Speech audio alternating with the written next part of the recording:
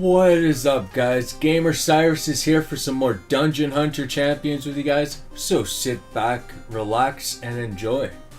So first things first, we're going to be doing a showcase of Var'Ghor, the Fire Greater Demon. Then we're going to move on to a little discussion on Steel Widow 10. And then after that, I'll give you guys my thoughts on the new energy event that just came out. And last but not least, we'll do a few summons. I got a legendary summon for you guys, as well as a few light and dark, and a couple of rare discs. So, hopefully we pull something cool off that. And first things first, let's go ahead and we're going to jump right into the showcase of the Fire Greater Demon. So this guy was actually... he was the very first pull that I had on this account. My very first rare disc that I pulled was this Fire Greater Demon. So I lucked out big time with that. Considering that at the start of the game he was S tier for 5v5. I'm not too sure about now, he possibly could still be. But I don't do much 5v5 currently. But anyways, first things first, we're gonna go ahead and look at his stats, and what you see first off the bat is that he has a very high max HP, higher than most units in the game, which goes very nicely since two of his skills scale off max HP.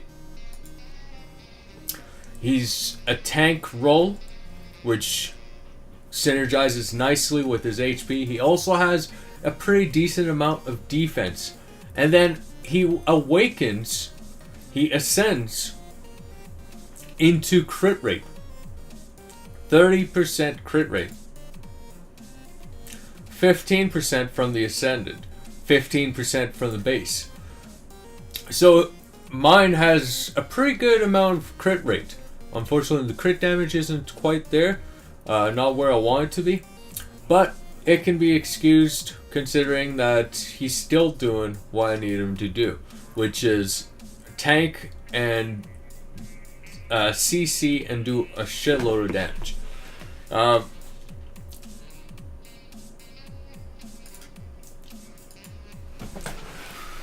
Now, it would be nice to have him on Adept. Adept Vital is a great choice for him, just like it is in the gear recommendation. As soon as I put him on this set, he performed like no tomorrow. He outperforms my manas in damage. I don't have any unit that does more damage than this unit right now. And that being the fact, I ended up maxing out his runes, his shoulder, gloves, and bracers, simply because he's performing the most out of all my units right now. Now with the Adept, it makes it so that his Havoc, his ultimate, instead of an 18-second cooldown, it's actually an 8-second cooldown when he's on Adept with his leader skill. And then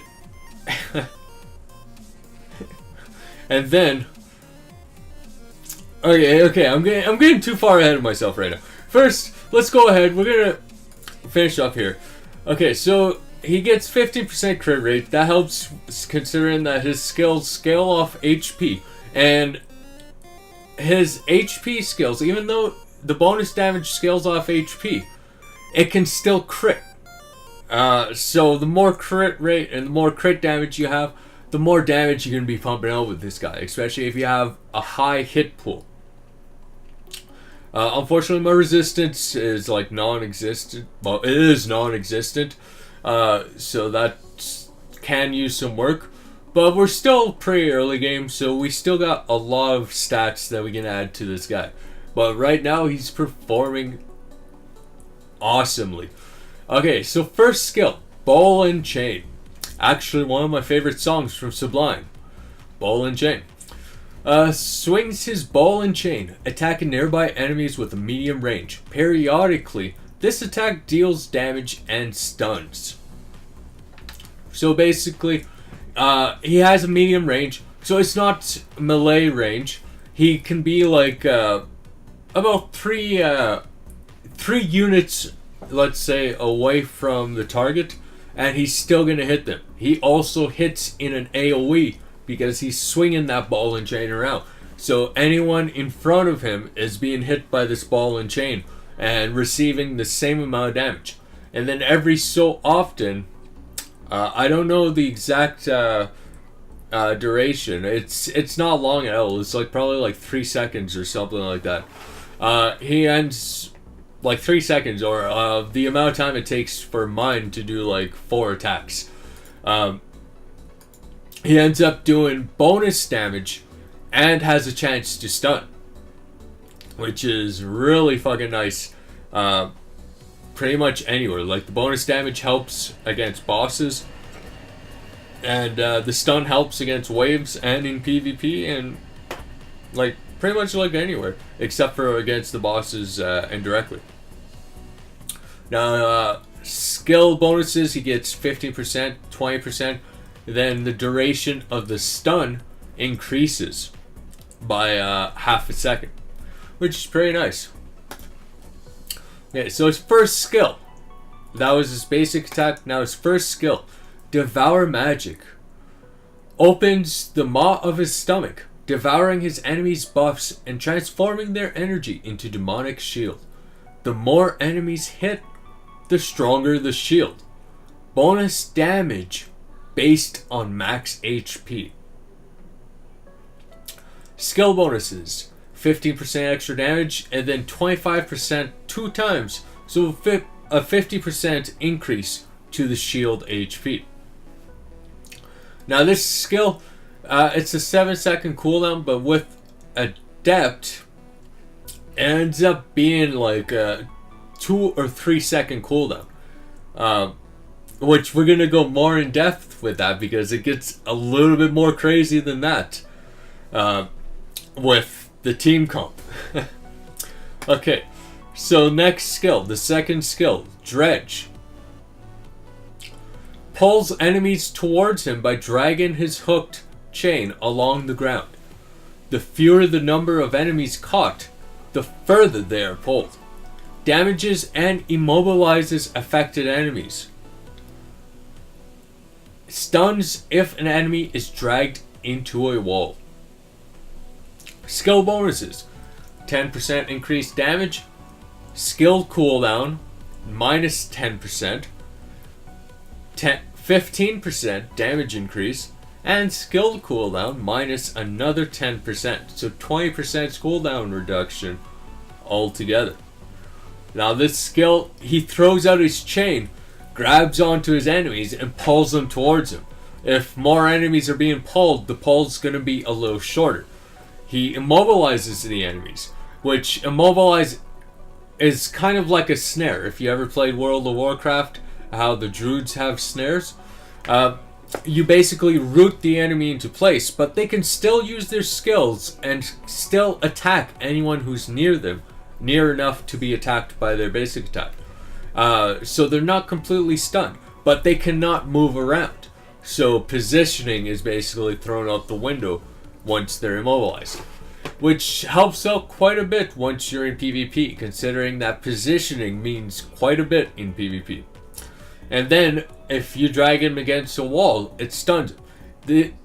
This section, the stun aspect, this is more useful in 5v5, where you're going to be able to drag people into the wall more often, where arena and adventure or in boss fights, you're basically in the middle of the playing area. You're not going to have a chance to drag them in the wall. So this stun aspect with the Dredge is going to be more relevant to 5v5 and less relevant anywhere else. So now Havoc his ultimate, third skill, smashes the ground, dealing damage to enemies in a huge area. Bonus damage based on max HP. Skill bonuses. Damage increased by 20%. Skill cooldown minus 10. Skill cooldown minus 10. So 20% cooldown reduction altogether. And then, last but not least, his synergy trait, which is a beastly 20% skill cooldown reduction. Okay. So the gear that I have on him, as I showed you guys earlier, is Adept Vital. We got HP, HP, HP kicking. Unfortunately, these two are not 6-star, but we will eventually get them 6-star and pump out some more HP. Unfortunately, we don't got much HP substats, not as much as we wanted to, but we did get a good amount of crit rate, which goes very well with his skills that scale off bonus max HP, because those skills can crit. So crit rate and crit damage will give you a ton more damage output than without. He awakens into crit rate, and his rating, in case anyone was wondering, is every Nat 5 has this best in-game banner. This is one of the best champions in the game. It is well worth your efforts leveling it up. Every Nat 5, every natural 5 star, which is units that only summon as a 5-star, will always have this banner in gold. This is uniquely to him. I haven't seen any other units with this banner specifically yet, which is useful anywhere. Legendary. This champion is useful in many different game modes. It is definitely worth leveling up. And then, of course, because he is a 5v5 champion, the 5v5 of his elements, he has the blue 5v5 competitor banner. This only comes in blue and will not come in legendary. So this, right now, his strength is basically the best he can have it. It goes more, a lot further beyond his strengths to determine his worthiness. But this is a good start to show people that you don't want to throw him away. Any natural 5-star you don't want to throw away to begin with. And you want at least one copy of each 4-star. Because you never know when buffs or nerfs are going to come out. He has a 97% rating. He has a 1%. This, I think, was because of me. Because when I first rated him, I accidentally clicked this without knowing. And I clicked the update rating. So I may be the 1% that accidentally gave him that. But I updated it since then to must have.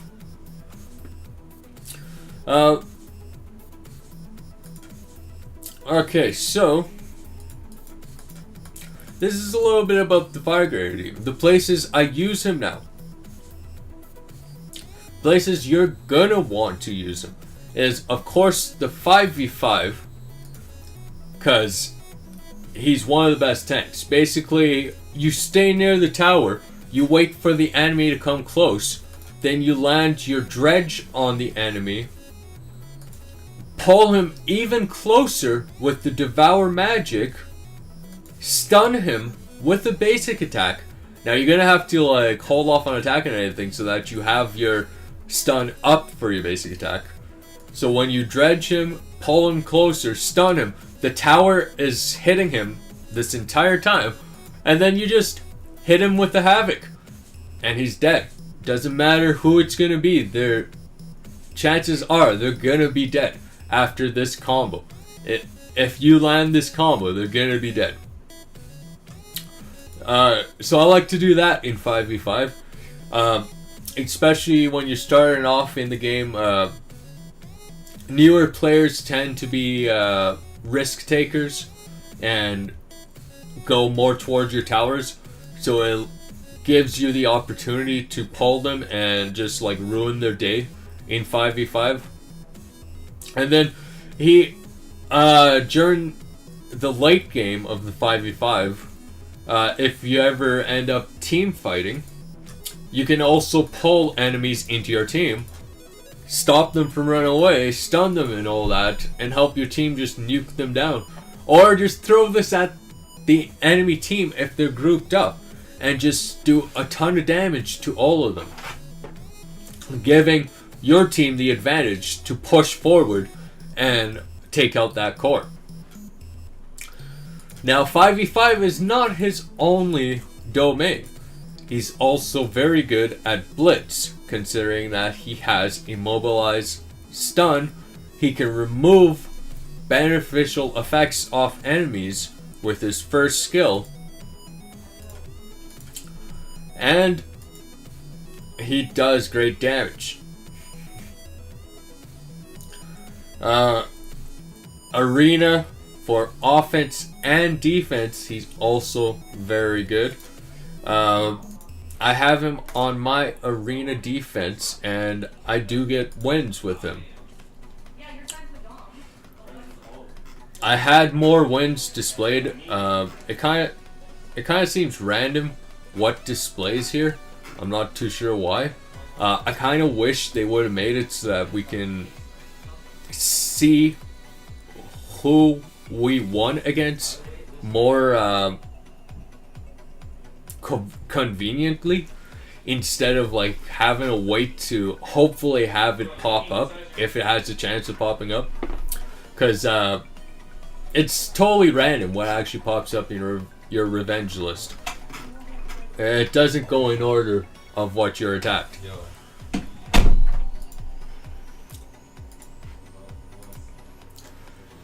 Hey, so besides blitz, 5v5, and arena offense and defense, what size of feet do you have? 13. Oh, fuck that. So besides those modes, we also have Steel Widow, which, to my surprise, from my last YouTube video, he's actually very viable in. But there's a very big but to this. He must be on Adept. If he's not on Adept, don't bring him to Steel Widow 10. Which actually, that brings me to my next point. For Arena, he does not have to be on Dazzling. I've seen a couple videos now and heard a few people in chat, in-game chat, say that greater demons have to be on Dazzling for Arena. This is simply not true. You have a stun on your basic attack. You have an immobilize. You have your Devour Magic, which can interrupt people's skills. So you do not need Dazzling on him. If you put him on Adept, you're going to have a much easier time taking out enemies and spam firing this strip than if you're on Dazzling. You're going to have so much more benefit with the Adept, because you're going to be able to continuously grab and cancel out people's skills, continuously strip buffs off them, and interrupt their skills by pulling them in a little bit with this skill. And you're also going to be able to interrupt their skills and like straight up stun them with just your basic attack on whoever you're targeting. So you don't need Dazzling. Like, Dazzling is, to me at least, in my opinion, Dazzling is just a wasted set to have on a Greater Demon, considering Greater Demon's already doing what Dazzling does, and then some. So having him on Adept so that he can actually spam his skills more, in my opinion, is a lot more beneficial. Especially most people pair him up with Xenia, the Light Boon Sister, who also lowers the cooldown.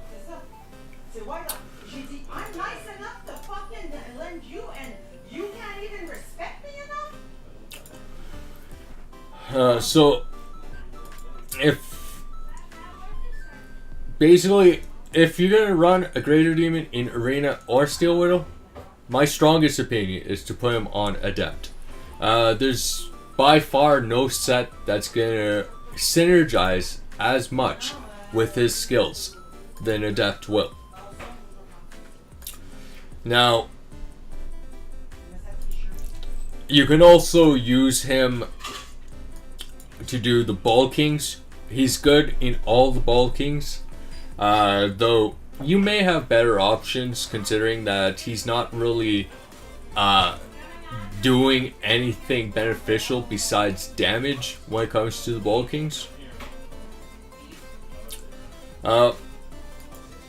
And he's also an extremely good board farmer. I can farm any board in Legendary. I mainly stick to one board, scenario 1, simply because it's the fastest one, but he can do any one of them, especially since he's on Adept. He can double up on his shield while in any scenario.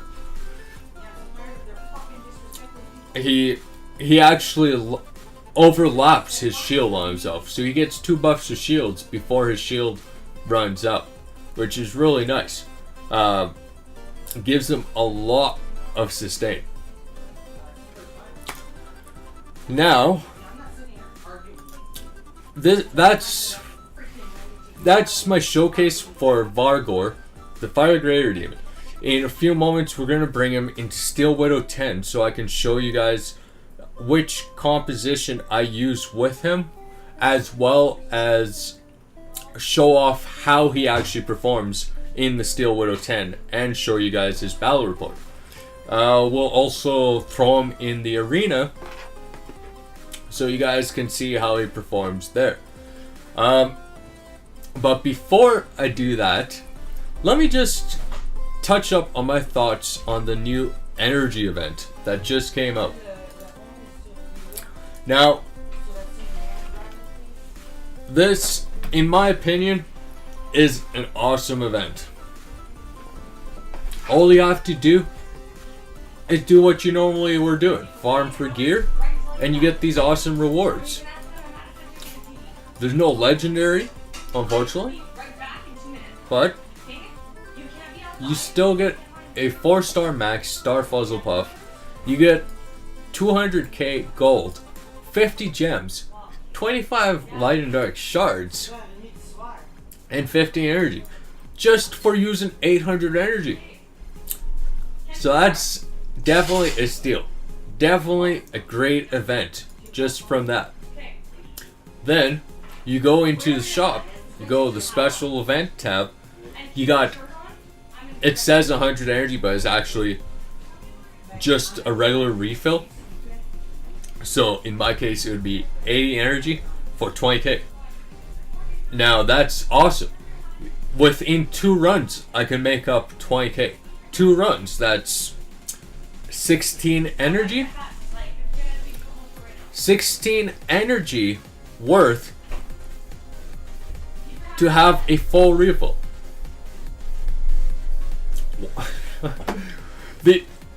Just that makes this shop amazing.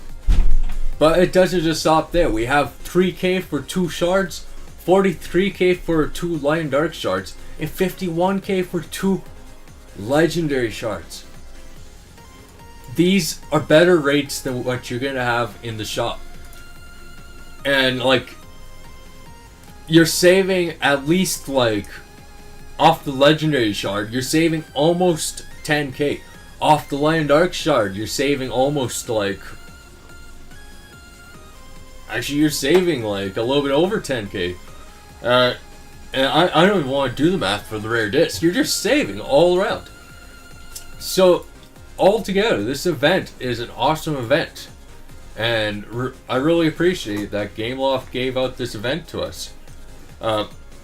And be sure to spend your energy, because right now is the best time to do it. Be sure to get these refills in shops, because this is going to be your greatest value in this shop. And then be sure to, I wouldn't say buy all 25 purchases of the shards, or all 125, but at least top yourself off so that you can do a summon. That's what my suggestion would be. And then use the rest of your gold for leveling up gear, of course.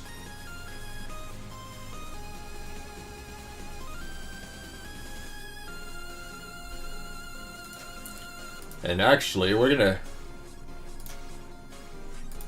gonna top ourselves off with the rare disc, just like I said. 2, 4, 6, 8, 10. Really starting to get hot in here. 12 and 14, I think, is good enough. Good. Is that 200? Oh, whoops. Yeah, as you guys can see, I purchased the light and dark shards. Yeah, I wanted to do some summons for you guys. So that's definitely what we're going to be doing. Let's go ahead and claim all.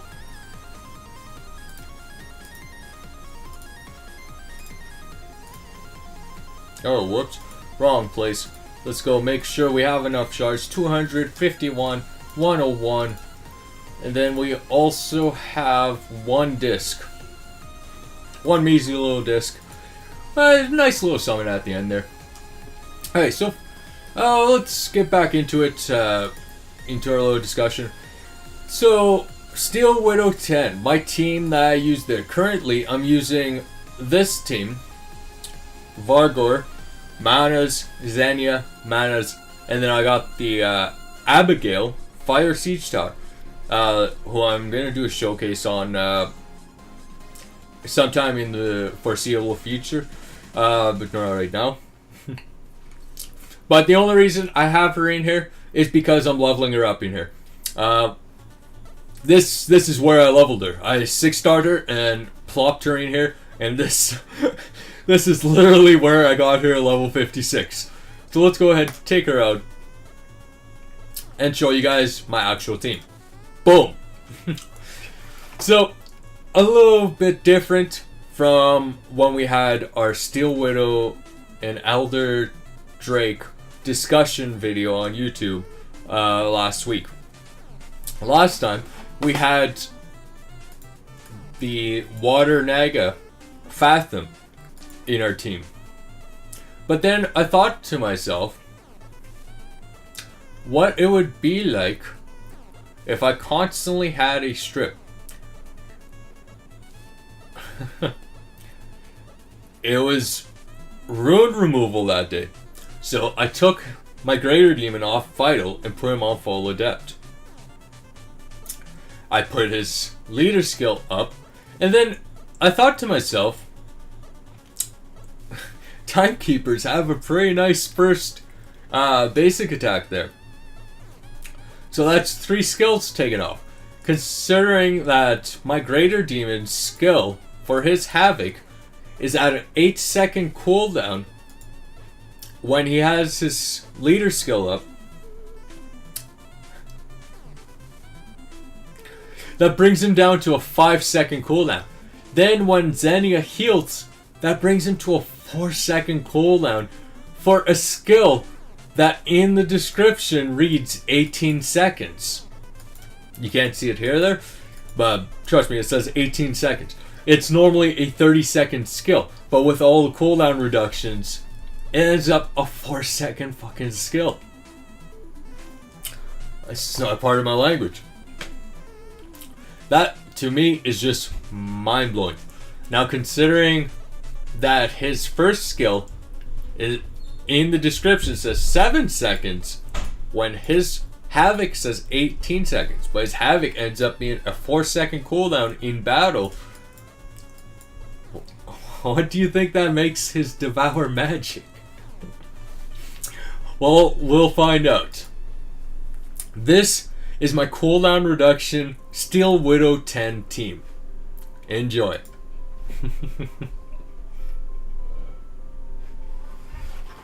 Now the positioning of my units can be a little better. I'm thinking maybe Xenia I'll put front line, since I don't really need the Greater Demon on the front line. I can put Greater Demon on one of the corner edges. So I might do a little bit of experimenting with that and maybe improve my runs a little bit just from positioning alone. But for now, this is what it's at. Yeah, see, Xenia doesn't reach everyone with that skill reduction cooldown. But that's fine. Now we have 4 characters on this team healing. So we're going to be topped off in HP for the majority of the fight. 3 of them are damage dealers. 3 of them adds dots, 2 dots each time they apply it. Now they're reducing the cooldown reduction of each other, as well as the Greater Demon, as well as the healer. So there's just a ton going on with the cooldown reduction here.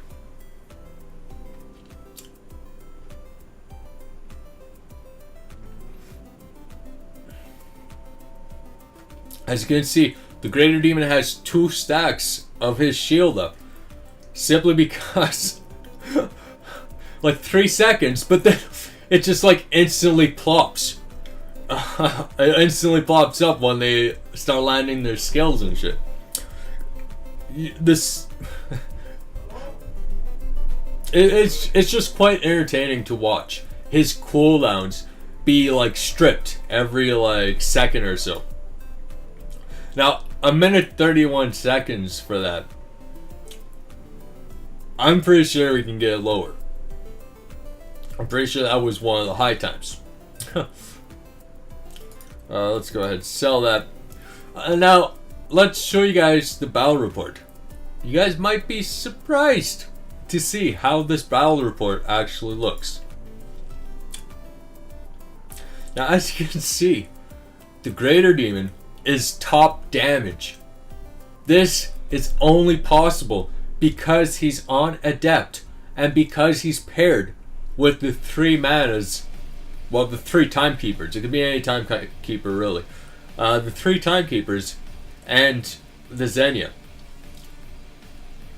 His damage just goes through the roof with this composition. So if you have a Fire Greater Demon, or even a Water Greater Demon, because he has the exact same skills as the Fire Greater Demon, I would suggest putting him on your Steel Widow 10 team with 3 timekeepers and the Light Boon Sister, because he's definitely gonna pull his weight. He's doing more damage than a 6-star timekeeper. He's doing more damage than dots. He doesn't have no dots. He's also continuously stripping the Steel Widow boss so that we can land all these debuffs.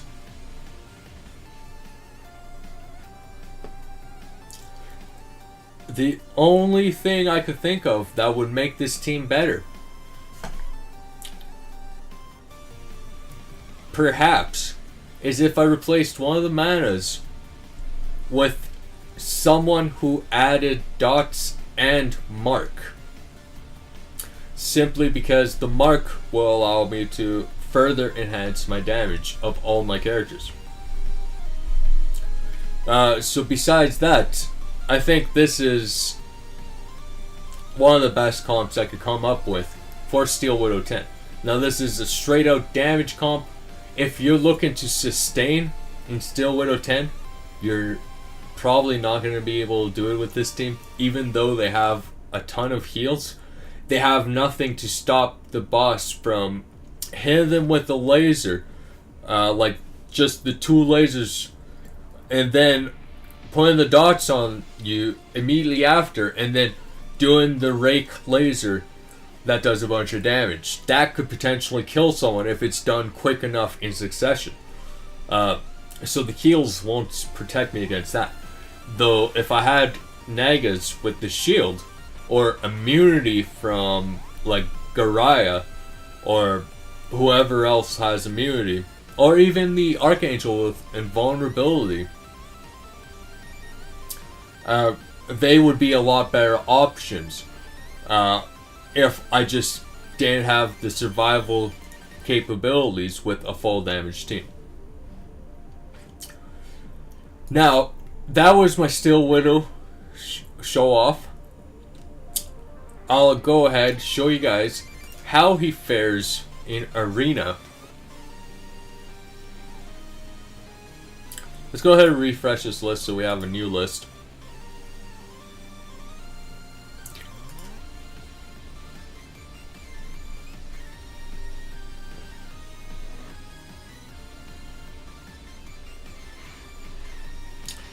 Okay, so we might be able to do this. No, actually no, we're not going to try this. Let's do this one.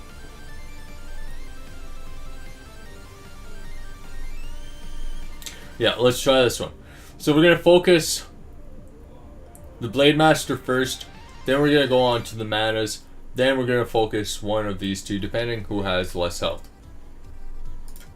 So let's go ahead and get in there, so you guys can see how the Fire Grader Demon fares with a relatively easy team to get.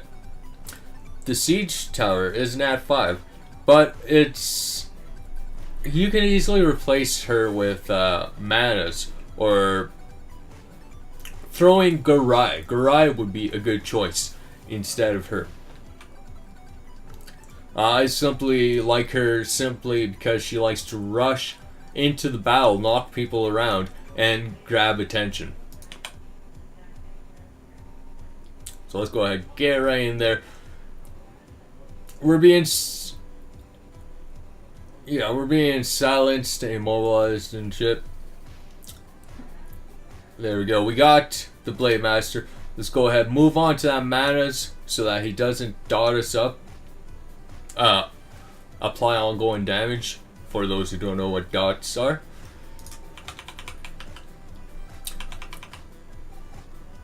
Now, if I ran manas instead of Violet,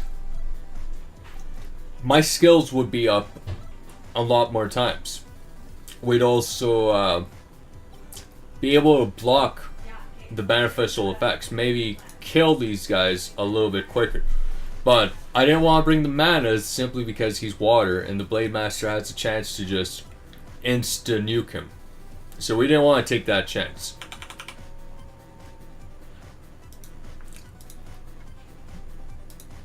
Okay, let's go ahead and select this manas. Actually, let's go ahead. Let's select the manas. We'll kill the Xenia at the same time.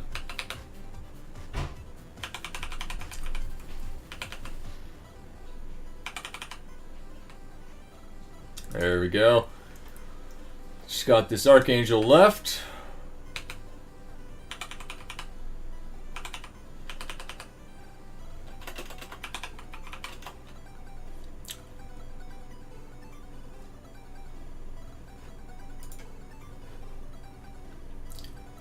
So that was the Fire Grader Demon in the arena. I like to bring him against Archangels simply because he has a constant strip, and then with Xenia helping on stripping, it basically means that people who are relying on their Archangel's shields and immunity and shit are at a major disadvantage when put up against this team. And then I don't have to fear them revenging me because most people don't have plethora worth of units.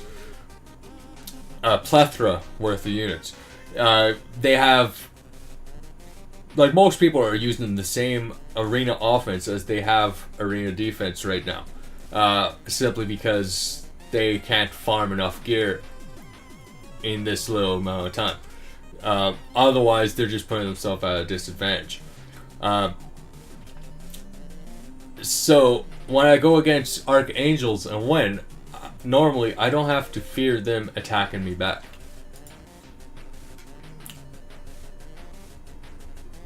This is the battle report. As you can see, Greater Demon still on top. The Siege Tower isn't doing too bad, but the manas would be doing a little bit more. Probably be at like 156 or something like that for the manas. But I like the Siege Tower, so I like to just throw her in there. Okay, so it's starting to get really hot in here, guys. So we're gonna go ahead and we're gonna finish up the stream with a little bit of summons. And after summons, I'll hop in Steel Widow just to close up the stream. So without further ado, let's go. Actually, let's check the black market really quick. Make sure there's nothing worth buying. Okay, so without further ado, let's go ahead and start summoning. So we'll do the soul disc first. That way we can stay on the same page. And no light from this, but a water ranger, not too bad.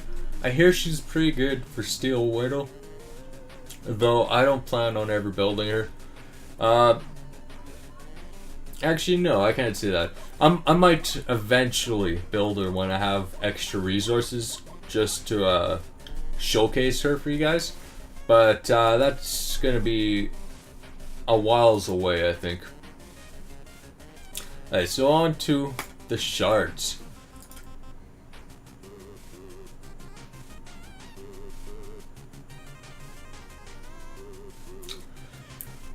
Good fodder for, I guess, the Fire Boon Sister, if I plan on ever building her.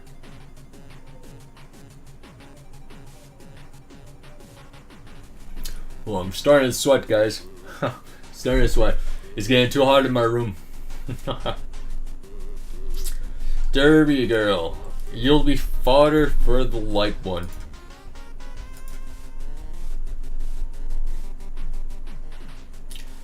Come on, give me some light. Show me some sugar. Mercenaries, to me, mercenaries are just fodder. I don't really see much of use in building any of them. So I don't think you'll ever see me build one. They're basically just going to be used to promote Star Fuzzlepuffs. He's going to go to my Dark Crow Hag, who I'm slowly building. Alright, so now the light and dark. Do we get red on this? Come on, Gameloft. Show me the magic. Nothing. Another Dark Basilisk. We already have a Dark Basilisk, so this guy is just gonna be fodder, unfortunately. But that's fine, that's fine. We only had a small amount of summons, so I didn't really expect too much from this. We got the legendary summon here now. Let's hope for a 5-star. That's the best we can hope for. Or a Snake Lady. A Snake Lady would actually be pretty fucking awesome. But let's see what we get. Here we go. I'm a little anxious here. Come on, fingers crossed for something good. Got the red. Come on, show me the gold. Aw, no gold. And we get a Nature Naga. We already have a Nature Naga, unfortunately. So it's nothing new for us off a legendary summon. So that is quite disappointing. But it is a skill up point for our Water Naga. Or the Nature Naga if we want to use him. So it isn't a total loss. So at least we got something out of it. So that's about it for this video, guys. Basically all I'm going to be doing now is farming to my heart's content and going to cool off because it's quite hot in this room right now. I'm starting to sweat balls here. So yeah, without further ado, guys, hopefully you guys enjoyed the content. Be sure to hit that follow button if you did. Subscribe and like and leave a comment if you're watching this on YouTube. And until next time, guys, hopefully you'll take care and peace out. Bye-bye.